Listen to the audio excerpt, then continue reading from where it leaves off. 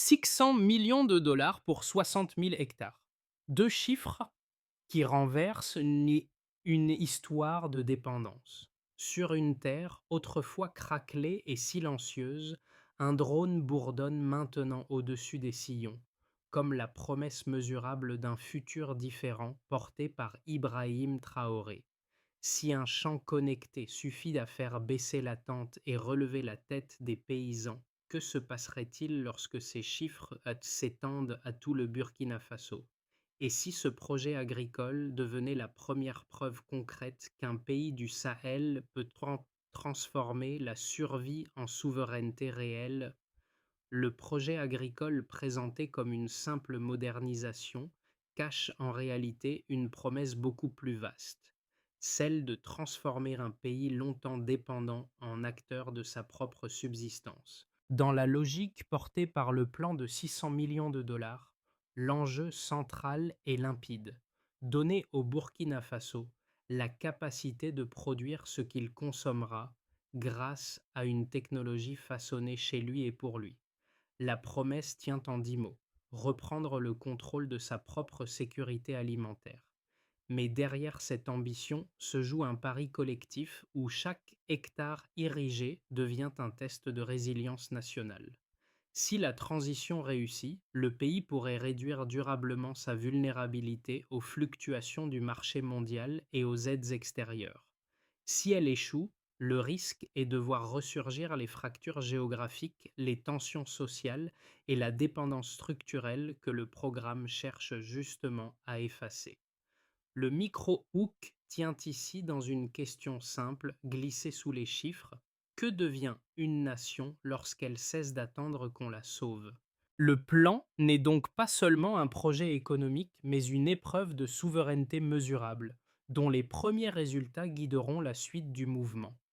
La rupture n'a pas commencé dans un champ, mais dans un document administratif de 42 pages révélant le réagencement discret de 600 millions de dollars.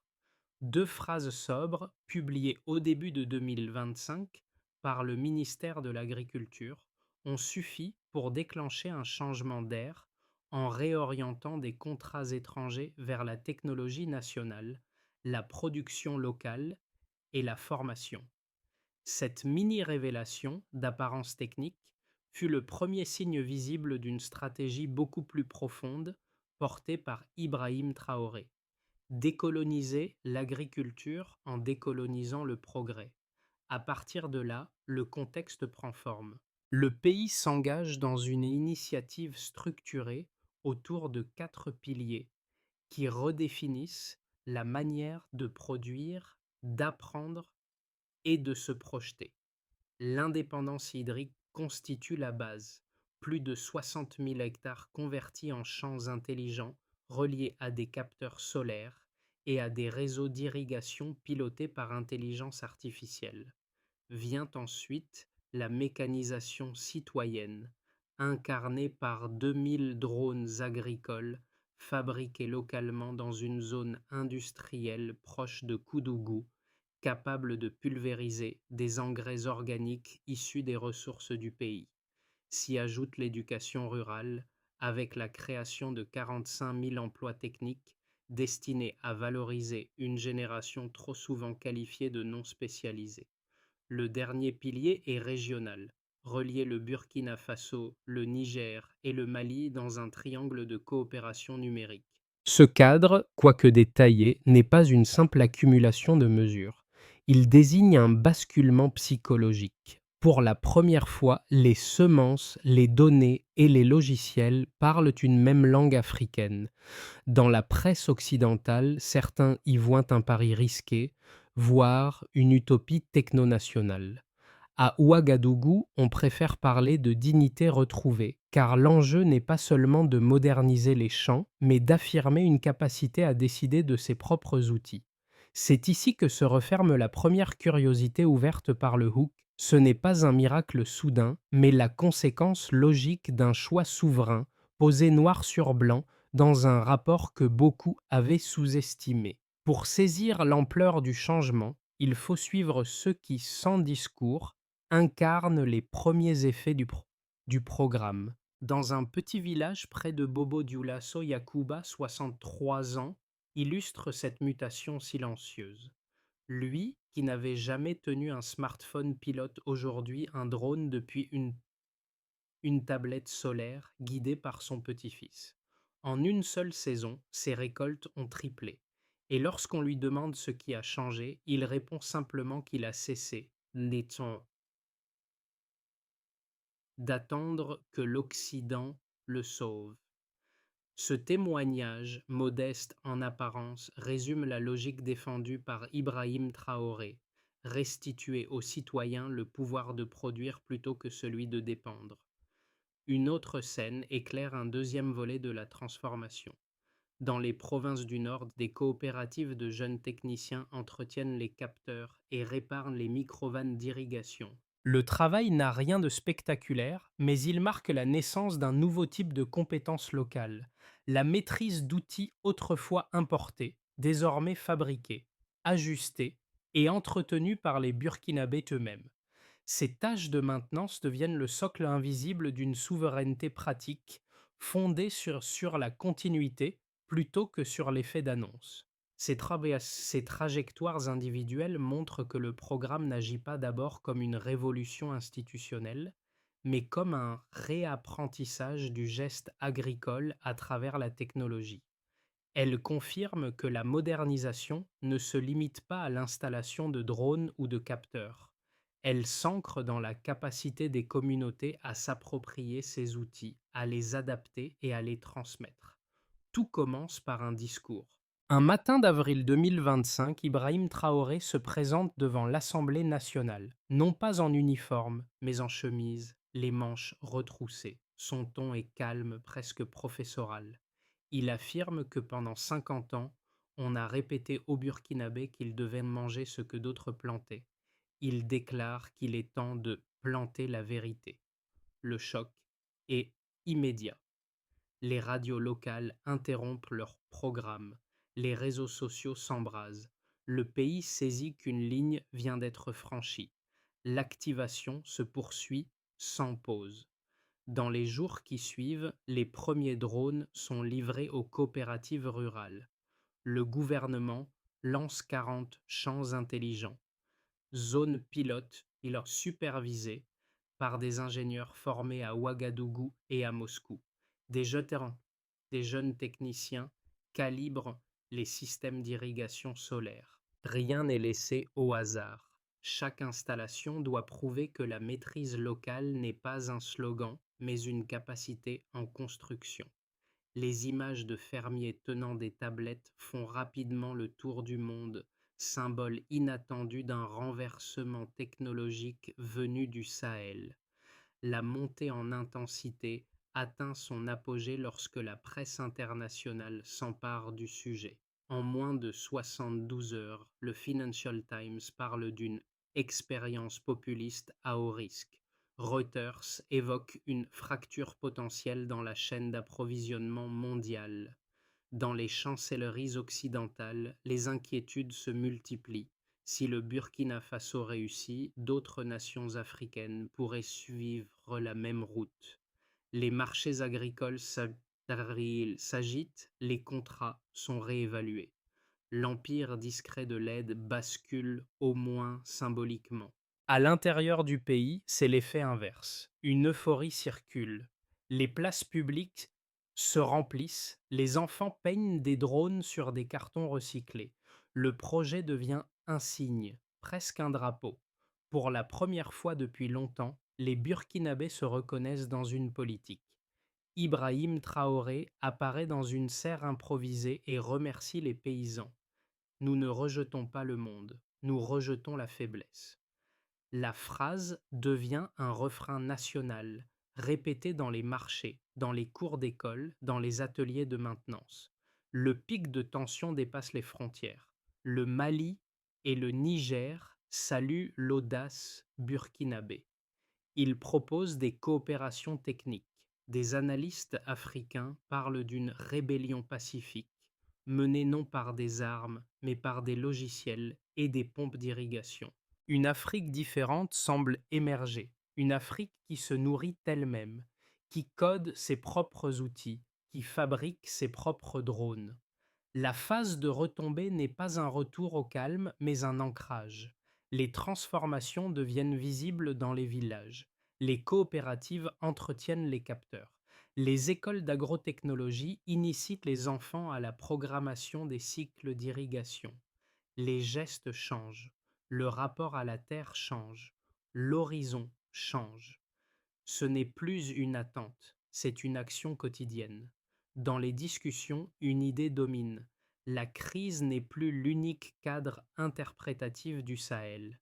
Ce qui reste après le tumulte, c'est une conviction nouvelle.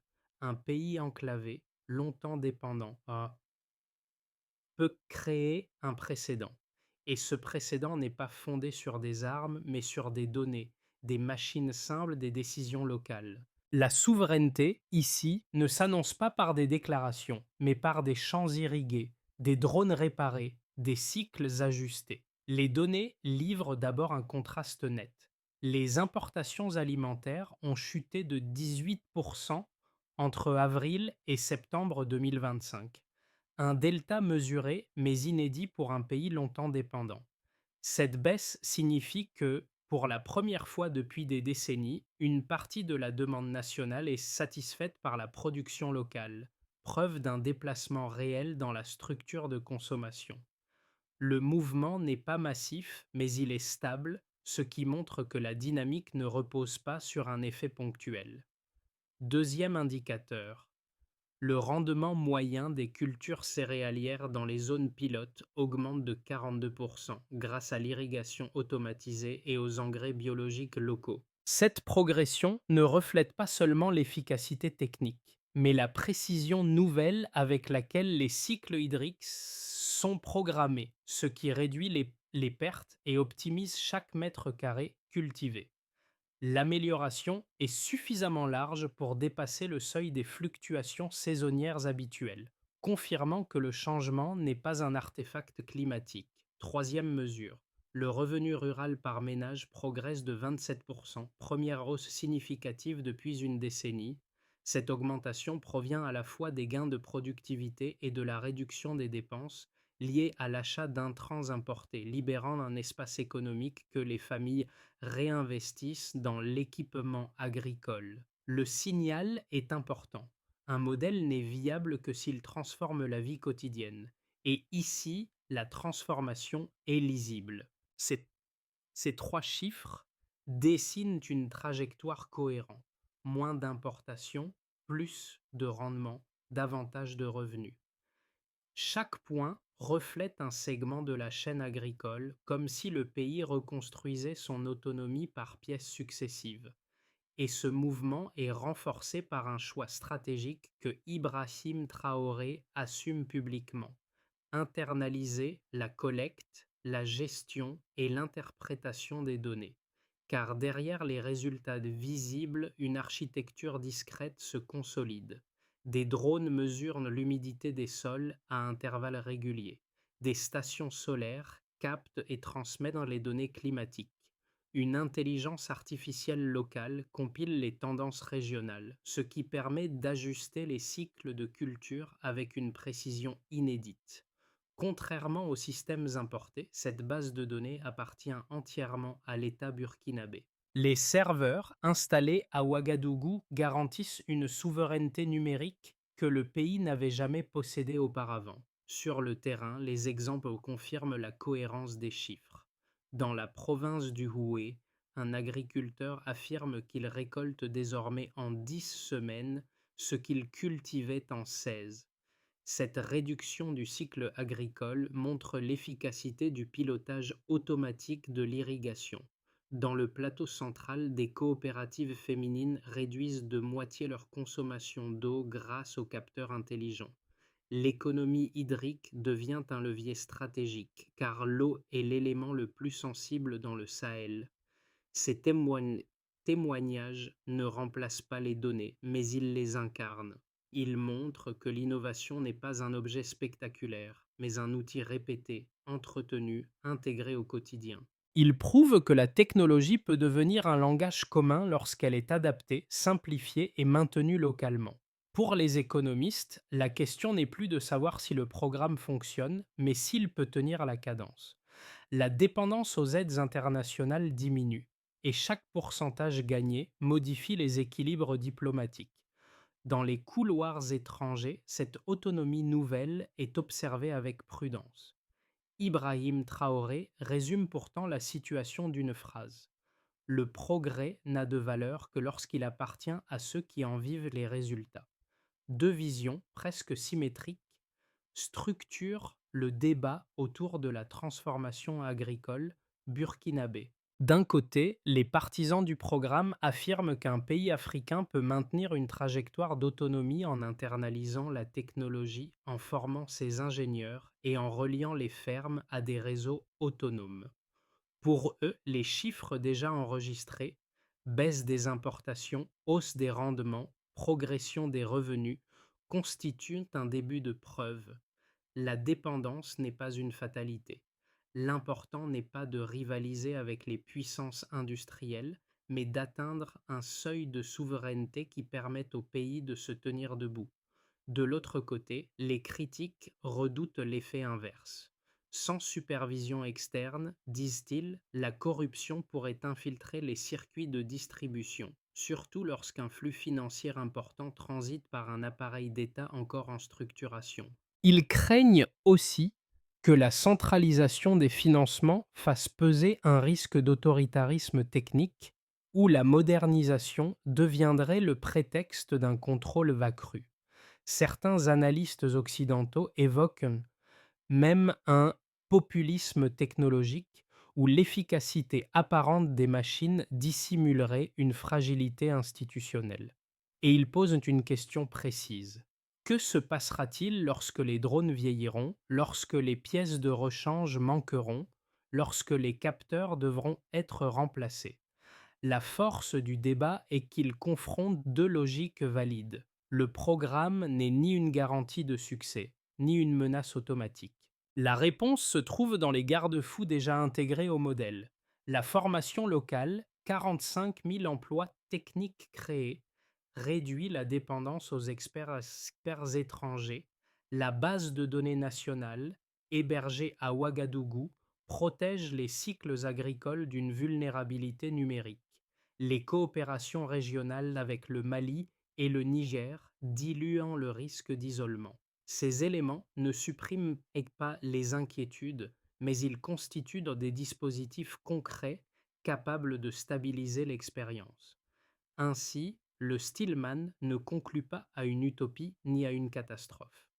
Il montre qu'une autonomie agricole est un apprentissage, une progression faite d'essais, de corrections, de continuité. Le véritable enjeu n'est pas de prédire l'avenir, mais de vérifier si la dynamique enclenchée peut continuer à transformer des foyers, des champs et des pratiques à un rythme soutenable. Le silence se fissure. Ce basculement intervient moins dans les champs que dans les esprits lorsque le projet agricole cesse d'être perçu comme une simple modernisation pour devenir un manifeste collectif. Dans les rues de Ouagadougou, les murs se couvrent de fresques représentant des drones, signe visible d'un nouvel imaginaire africain. Le message se répand vite, l'indépendance ne se mendie plus, elle se construit. Cette mutation psychologique marque une étape médiane décisive, car elle transforme un plan technique en mouvement culturel. Au même moment, les tensions internationales se durcissent. Certains bailleurs occidentaux suspendent des projets secondaires, craignant une contagion idéologique. La réaction est rapide, presque réflexe, comme si le succès potentiel du Burkina Faso risquait d'entraîner d'autres pays du Sahel dans une même dynamique.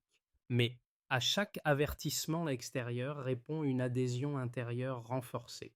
Les marchés, les écoles et les mosquées deviennent des lieux de débat autour de la souveraineté. Ce midpoint révèle ainsi que l'enjeu dépasse l'agriculture elle-même. Il touche à la capacité d'un peuple à définir son propre cadre d'existence.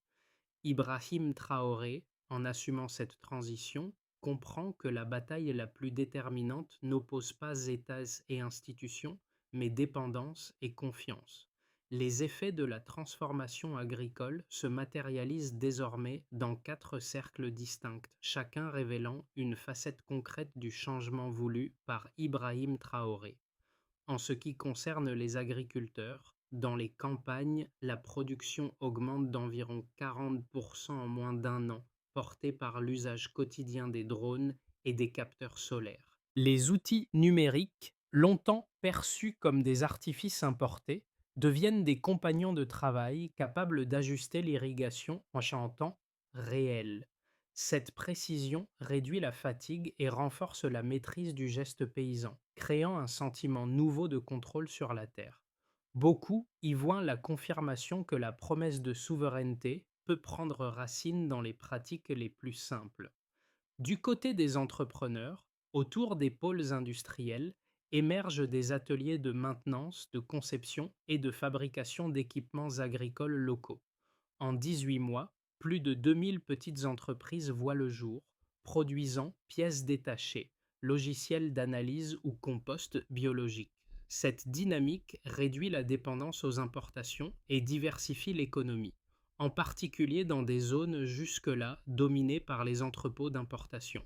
Le tissu productif se densifie et la chaîne de valeur se nationalise progressivement. Pour les jeunes diplômés, dans les universités et les écoles techniques, l'agrotechnologie devient l'un des choix les plus recherchés. Les taux d'inscription augmentent de 60%, signe d'un renversement symbolique profond.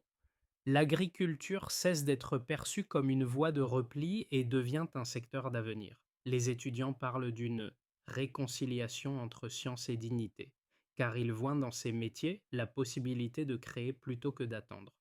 Le rêve professionnel se déplace. L'ingénieur remplace le travailleur humanitaire dans l'imaginaire de la jeunesse. Quant aux voisins régionaux, au-delà des frontières, la dynamique burkinabé inspire le Mali et le Niger, qui signent des protocoles d'accord pour mutualiser leurs brevets et leur formation. Le Bénin observe une hausse de 15% dans la production d'engrais biologiques locaux après plusieurs partenariats pilotes. Dans toute l'Afrique de l'Ouest, l'expression modèle burkinabé circule, désignant une méthode qui repose sur l'autonomie technologique et l'usage de ressources locales.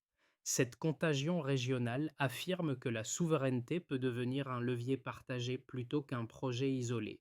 Les prochains mois détermineront si la dynamique enclenchée par le programme agricole peut se stabiliser ou se transformer. 3 trajectoires se dessinent, chacune plausible au regard des mesures déjà engagées et des tensions déjà visibles. Dans une perspective de consolidation progressive, dans l'hypothèse la plus probable, les coopératives étendent progressivement leur surface irriguée, tandis que les systèmes de contrôle et de transparence s'affinent. Les rendements se stabilisent autour de plus 35%, signe d'un modèle viable mais encore fragile. Les tensions diplomatiques persistent, notamment autour de la souveraineté numérique et des financements réorientés. Mais les partenaires internationaux s'adaptent. Le ministère de la souveraineté alimentaire, désormais mieux structuré, devient un point d'ancrage institutionnel. Ce scénario assure la continuité sans rupture majeure. Dans une vision plus favorable, dans la configuration la plus favorable, l'alliance agricole entre le Burkina Faso, le Niger et le Mali se transforme en plateforme commune de données climatiques, de production d'engrais biologiques et de formation technique. Le Ghana ou le Togo rejoignent même l'initiative, créant un marché ouest-africain de la technologie agricole. Les exportations régionales augmentent. Les financements internes remplacent une partie des aides extérieures. Le Sahel, souvent décrit comme une zone de vulnérabilité, devient un laboratoire de résilience. Dans ce scénario, l'élan initial dépasse largement la figure d'Ibrahim Traoré et s'inscrit dans une logique continentale. Dans une configuration plus délicate, le scénario le plus délicat repose sur une intensification des pressions extérieures, suspension de prêts, ralentissement des flux commerciaux, difficulté d'approvisionnement en pièces importées. Les entreprises locales peinent alors à maintenir la production. Les médias étrangers décrivent un pays replié sur lui-même, accentuant la méfiance des investisseurs. La population pourrait se fatiguer si les résultats visibles tardent à suivre, notamment dans les zones rurales les plus éloignées. Le modèle ne s'effondre pas, mais sa cadence se rompt, créant une vulnérabilité politique. Ces trois trajectoires rappellent qu'aucun progrès ne tient sans cohésion interne. Le facteur déterminant ne sera ni la technologie ni la diplomatie, mais la patience collective face aux cycles agricoles et aux contraintes structurelles. Une simple idée peut guider la lecture des mois à venir. Si la souveraineté est un processus, alors sa durabilité dépend du rythme que la société accepte de construire et de maintenir. La transformation agricole du Burkina Faso ne se lit pas seulement dans les chiffres ou les annonces officielles. Elle traverse les vies ordinaires, celles où chaque décision politique devient un geste quotidien. Les familles rurales voient leurs enfants rester au pays plutôt que de partir vers les capitales régionales ou vers l'étranger. Cette stabilité nouvelle n'est pas spectaculaire, mais elle change la dynamique intérieure des villages, où l'avenir n'est plus perçu comme un exil inévitable. Pour les jeunes diplômés, le changement est presque intime. Les filières agricoles, longtemps dévalorisées, deviennent des espaces d'innovation, où coder un cycle d'irrigation ou réparer une microvanne représente un acte d'avenir. Ils découvrent que la technologie appliquée à la terre peut devenir une profession d'estime, mêlant savoir scientifique et utilité sociale. Cette prise de conscience redéfinit la manière dont une génération imagine son rôle dans le pays. Chez les anciens, l'effet les plus émotionnels. Beaucoup reconnaissent dans ce programme une promesse plusieurs fois trahie, celle de voir leur travail transmis et valorisé. Ils observent les drones comme d'autres auraient observé l'arrivée de l'électricité, non comme une rupture technologique, mais comme une preuve que le monde ne les a pas oubliés. Leur fierté renaît non par nostalgie, mais par continuité. Pour toucher pleinement le public, deux gestes simples peuvent renforcer cette dynamique. D'abord, raconter ces expériences locales là où elles naissent, dans les coopératives, les ateliers de maintenance, les écoles rurales. Ensuite, encourager chacun à regarder la souveraineté non comme une idée abstraite, mais comme un effort partagé qui prend forme dans les pratiques les plus modestes. La portée réelle du mouvement tient peut-être à cela. Un pays qui, en changeant son rapport à la terre, change aussi son rapport à lui-même. Pour passer d'un élan national à une souveraineté durable, le Burkina Faso doit transformer l'intuition politique portée par Ibrahim Traoré en une méthode opérationnelle.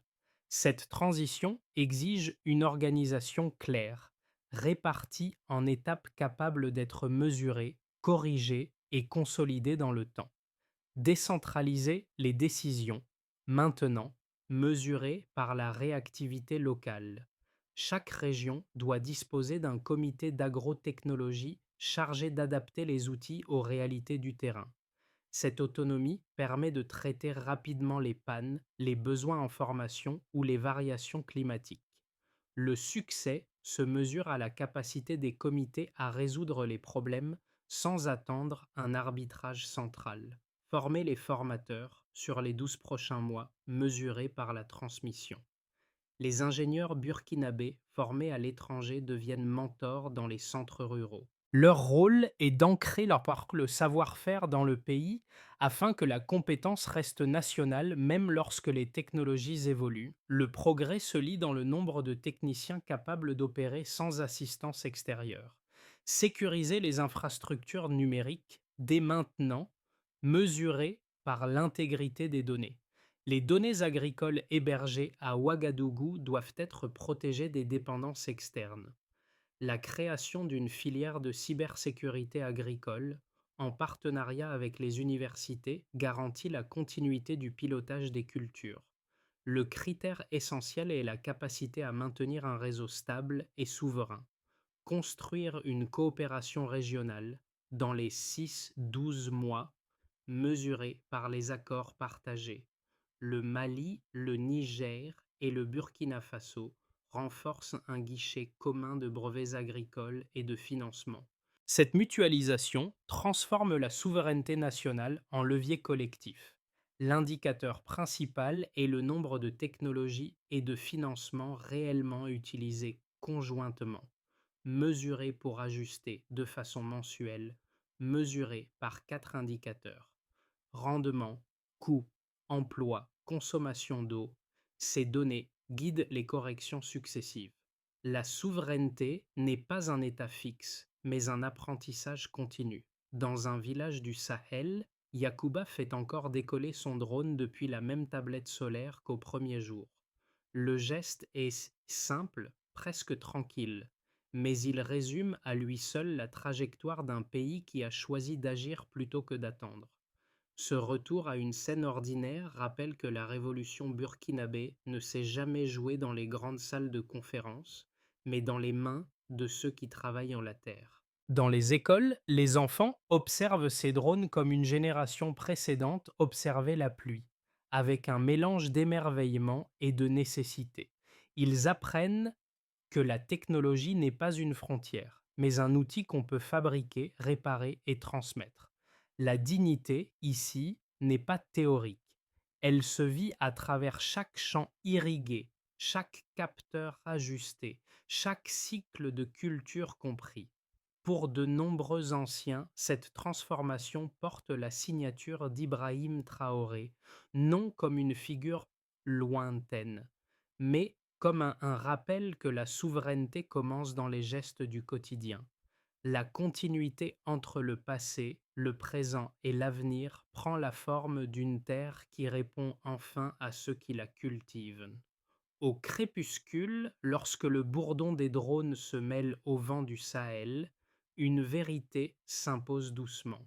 La souveraineté pousse dans le cœur avant la terre. Le mouvement né dans les champs burkinabés dépasse aujourd'hui ses frontières géographiques. Il interroge chacun sur la place qu'il accorde au progrès, à la souveraineté et à la capacité d'un peuple à façonner ses propres outils.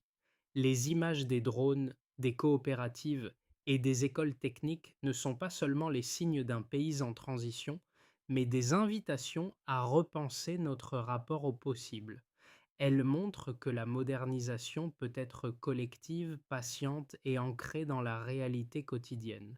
Cette histoire trouve un écho particulier chez ceux qui observent l'Afrique depuis l'extérieur. Elle rappelle que l'indépendance n'est pas un slogan abstrait, mais un dialogue ouvert entre ceux qui construisent et ceux qui regardent. Chacun peut y trouver une question personnelle. Que ferions-nous si nous possédions enfin nos propres outils, nos propres données, notre propre manière de décider? Si cette vision résonne en vous, discutez-la, partagez-la, questionnez-la. La souveraineté gagne en force lorsqu'elle circule, lorsqu'elle devient une conversation plutôt qu'un verdict.